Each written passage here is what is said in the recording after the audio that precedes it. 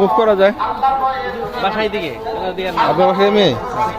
আচ্ছা তাহলে থাকেন, তাহলে আসে মানে ঠিক আছে, ওকে।